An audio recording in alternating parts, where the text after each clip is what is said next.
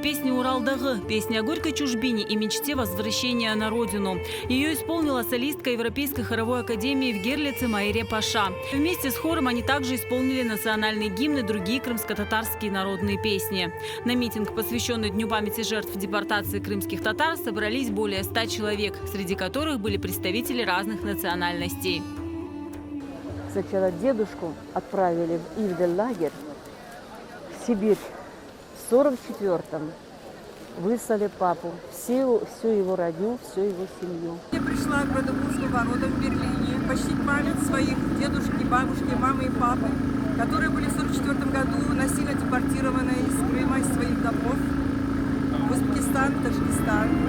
Скрипач симфонического оркестра в Берлине Тимур Вахабов исполнил всеми любимую крымско-татарскую народную песню «Эй, Гузель Кырым».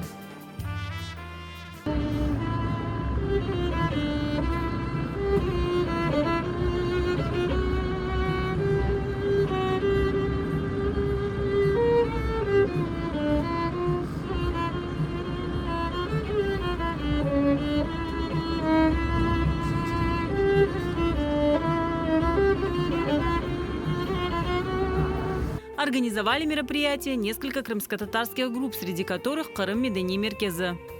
Это день депортации крымских татар. И нам очень нужно это знать и в Германии. Не остались в стороне и крымские татары, проживающие сейчас в Бельгии. Митинг, посвященный 18 мая, организовали в Брюсселе у здания Европарламента.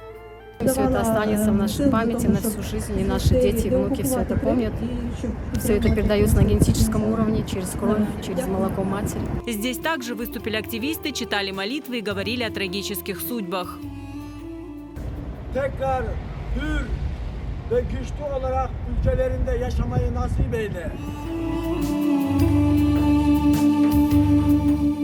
Biz anamız bu adamlarını sürgünlükte olgen binlerce adamlarızdı.